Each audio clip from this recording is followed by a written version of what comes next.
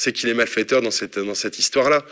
Qui c'est qui mène notre société à sa perte? Qui c'est qui mène nos rivières aux assecs systématiques? C'est certainement pas nous.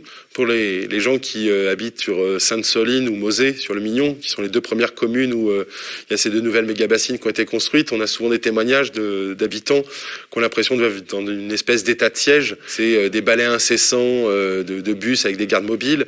C'est très très régulièrement des survols d'hélicoptères et des contrôles inopinés. C'est une espèce d'état de guerre instauré par l'État pour tout simplement préserver des cratères privés. On est face à des biens qui ont été payés par de l'argent public pour payer une ressource qui est un bien commun qui appartient à tous et où finalement le gardiennage, qui devrait être du gardiennage privé, est assuré par des forces publiques, payé par des impôts. De plus en plus, on parle de la guerre de l'eau. S'il y a une guerre de l'eau aujourd'hui, c'est clairement l'État qui a instauré cette guerre de l'eau.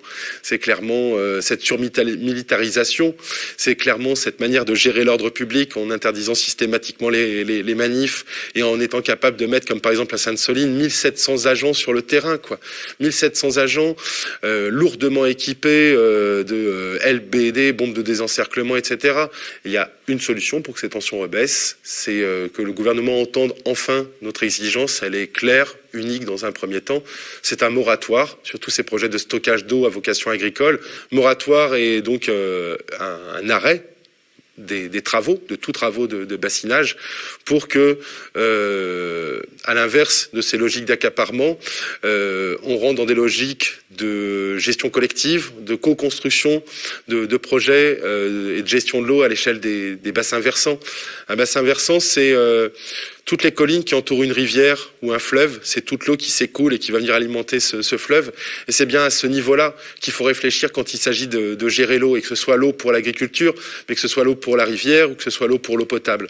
Et donc aujourd'hui, il y a un certain nombre d'expériences qui sont menées dans certains territoires, comme dans la Vienne, où des citoyens, soutenus par des véritables élus de la République, vraiment soucieux de l'intérêt général, sont en train de mettre en place ce qu'ils appellent des projets de territoire alternatifs ou des projets de territoire citoyens, où justement il s'agit de parler de la gestion de l'eau, qui est vraiment, je le rappelle, un enjeu vital, et en particulier avec ce réchauffement climatique qui fait que ça va devenir une ressource de plus en plus stratégique, de plus en plus rare, de plus en plus dure à préserver, qu'évidemment il faut absolument qu'on mette tout en œuvre pour arracher cette eau des appétits voraces du capitalisme. J'invite tous les citoyennes, citoyens qui ont l'occasion de voir cette vidéo, de se mobiliser pour nous rejoindre le 25 mars, dans le Poitou. On en dira plus, 25 et 26 mars, il y aura des rassemblements internationaux, on va avoir des délégations qui vont venir d'un peu partout dans le monde pour parler de la situation en eau chez eux.